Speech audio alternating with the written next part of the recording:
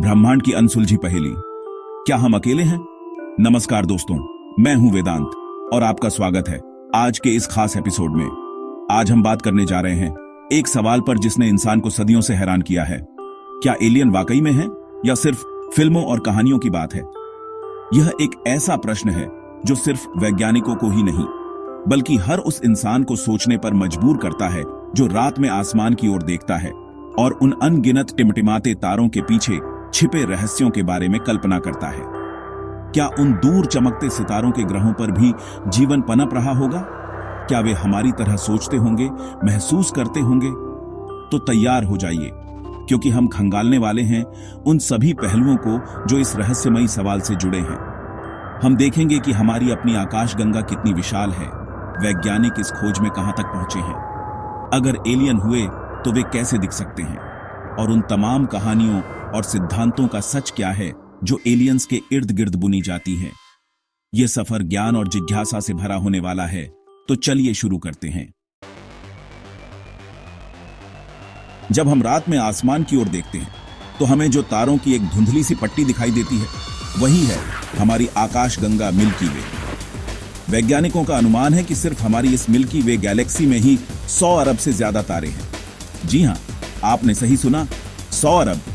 अगर हम यह मान लें कि औसतन हर तारे के पास कम से कम एक ग्रह भी है, जो कि एक बहुत ही रूढ़िवादी अनुमान है, क्योंकि हमारे सौर मंडल में ही 8 ग्रह हैं, तो भी हमारी आकाशगंगा में कम से कम 100 अरब ग्रह होंगे। अब इनमें से कितने ग्रह ऐसे होंगे जो अपने तारे से ठीक उतनी ही दूरी पर होंगे जितनी दूरी पर हमारी पृथ्वी सूरज से है? यह सोचना कि इतने सारे तारों और ग्रहों के बीच सिर्फ हमारी पृथ्वी ही ऐसी अनोखी जगह है जहां जीवन पनप सका, थोड़ा अहंकारपूर्ण लगता है, नहीं? संभावनाओं का गणित तो यही कहता है कि हमारी जैसी या हमसे मिलती जुलती और भी दुनियाएं होनी चाहिए। कल्पना कीजिए, हमारी मिल्की वे में ऐसे कितने सौर मंडल हो सकते हैं जहां पृथ्वी जैसे ग्रह मौजूद हों। वैज्ञानिक इन्हें एक्सोप्लैनेट्स कहते हैं, यानी हमारे सौर मंडल के बाहर के ग्रह। और पिछले कुछ दशकों में हमने हजारों ऐसे एक्सोप्लैनेट्स खोज भी निकाले हैं। हमारी आकाशगंगा मिल्की वे सिर्फ तारों और ग्रहों का समूह नहीं है, यह संभावनाओं का एक असीम महासागर है। इसमें हर कोने में जीवन के अंकुर फूटने की क्षमता हो सकती है। यह विचार ही हमें विनम्र बनाता है और हमारी जिज्ञासा को और भी ज्यादा भड़काता है।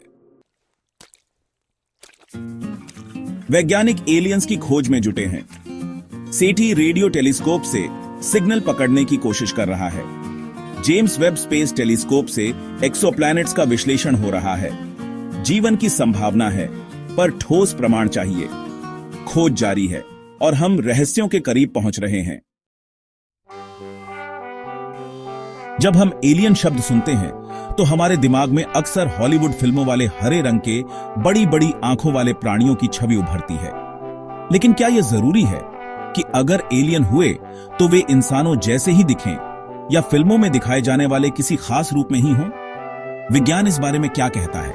यह जरूरी नहीं कि उनके भी 2 हाथ, 2 पैर और एक सिर हो, जैसा कि हमारा शारीरिक ढांचा है। हो सकता है कि वे सूक्ष्म जीव यानी माइक्रोब्स के रूप में हों, जैसे कि बैक्टीरिया या वायरस। पृथ्वी पर भी जीवन की शुरुआत सूक्ष्म जीवों से ही हुई थी। दूसरी ओर यह भी संभव है कि कुछ एलियन सभ्यताएं हमसे कहीं ज्यादा विकसित हों। उन्होंने शायद ऐसी तकनीकें विकसित कर ली हों जिनकी हम कल्पना भी नहीं कर सकते। उनके शरीर का स्वरूप भी उनके ग्रह की गुरुत्वाकर्षण शक्ति, वायुमंडल की संरचना और उपलब्ध संसाधनों के अनुसार विकसित हुआ होगा। एक दिलचस्प विचार यह भी है कि अगर कोई एलियन सभ्यता बहुत ज्यादा उन्नत है तो हो सकता है कि वे जैविक शरीर की सीमाओं को पार कर चुके हों। वे शायद मशीनी या ऊर्जा आधारित जीवन रूप में परिवर्तित हो चुके हों। उनकी सोच, उनकी चेतना हमसे बिल्कुल अलग हो सकती है।